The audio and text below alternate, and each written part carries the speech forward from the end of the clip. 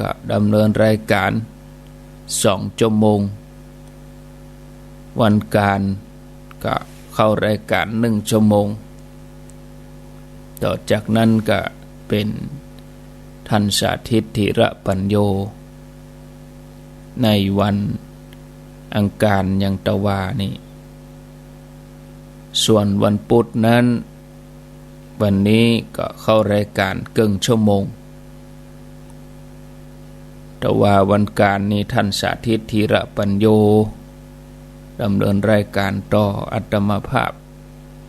อันนั้นเปิ้นอยู่ลำปางแม่เมาะส่วนวันพุธวันนี้ก็ท่านที่จะมาดำเนินรายการต่ออัตมาภาพก็ท่านพระครูสังฆลักษณอัตรัตนสิริหริการามสันมณะต้นทงอำเภอเมืองจังหวัดลำพูน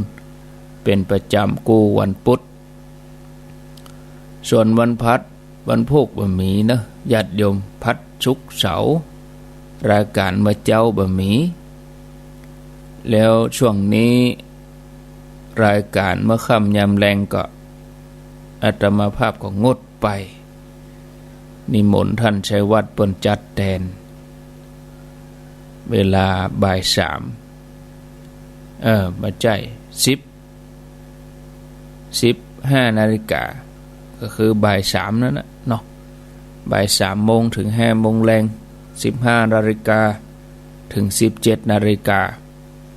ช่วงรายการมาค่ำยามแรงนี่บ่ได้จัดรายการเป็นประจำตลอดทุกอาทิตย์ไปเลยอันนี้ก็แจ้งศรัทธาญาติโยมวันนี้ก็คงจะบ่ได้เข้ารายการในวันหนึ่งเนาะเพราะว่าเกี่ยมการเกี่ยมงานยิ่งมันพูกก็ซ้ำไปใหญ่เลย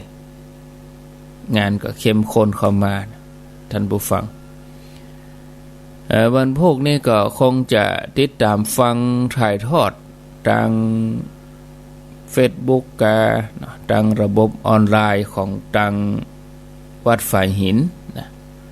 29:30เปิ้นจะถ่ายทอดเสียงถ่ายทอดภาพผ่าน Facebook ในวันที่29:30นี่ก็เปิ้นจะเริ่มถ่ายทอดเวลามาตอนไป2 โมง 3 โมงเนาะเชิญติดตามรับฟังกันได้ส่วนวันที่30นี่ก็คงตลอดทั้งวันอันนี้ก็แจ้งศรัทธาญาติโยมท่านสาธุชนท่านผู้ฟังทั้งหลายในวันที่30ก็ถ่ายทอด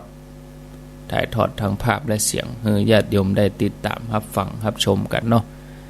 ก็ขอขอบคุณทาง FM 104.50 เป็นเบื้องต้นอยู่ด้วยกันเวลาแถมประมาณสัก 7-8 นาที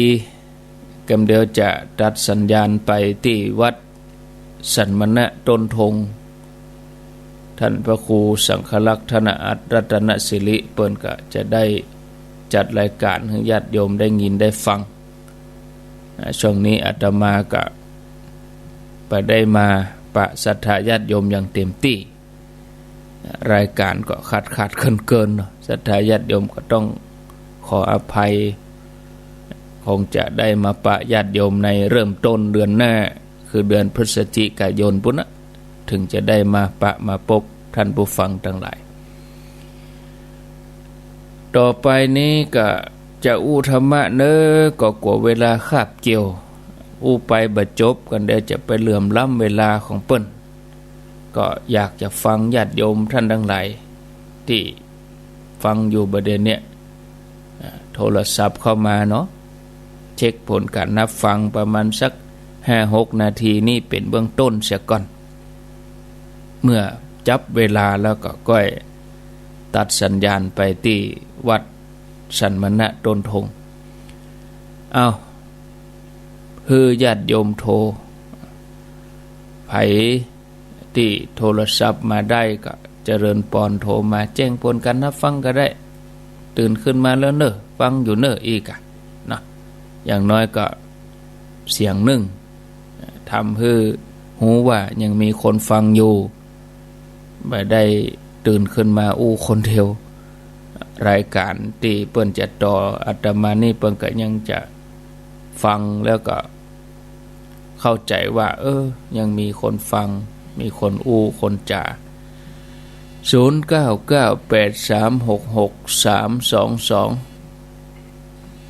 เจริญปนไว้สาครับโอ้น้องเบลเนาะครับตี 2แล้วครับตื่นตื่นมาตั้งแต่ตี 2ครับฝนตกก็ไม่มีเช้านี้นี่ก็ยังมีมันแน่ใจนะแต่มันโมแม่ลงมาหน่อยนะตะคืนก็หันเดือนหันดาวแล้วเหรอเดี๋ยวนี้อ้อยอยู่กะโมแม่หน่อยถ้าบอกเป็นเมยก็เป็นฝนถ้าบอกฝนก็เมย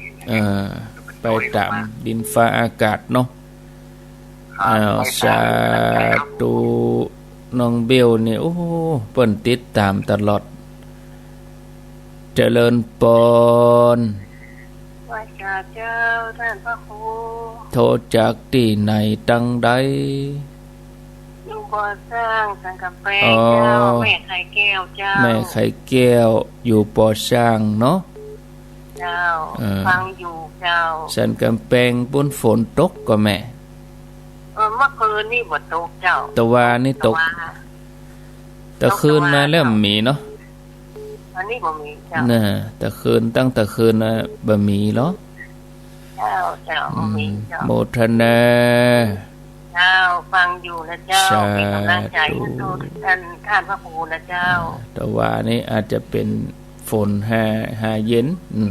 ฝนสังลาหาเย็นก็เจริญปนไหว้สาเจ้า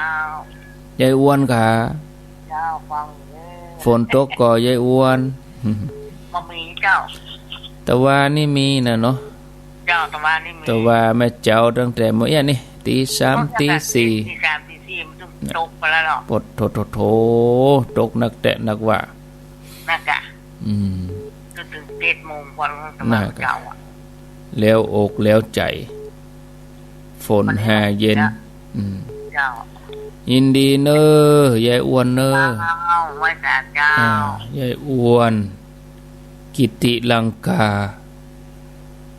ยายอ้วนกิติลังกาอยู่บ้านอยู่โดยหล่อเนี่ยบ้านสันขวาง0998366322ก็งานที่มีมาใกล้หิมกันนี่ก็วัดอัมพวันก็รอปอกกลางเพิ่นจะตัดลูกในมิตรวันที่30นั่นนะ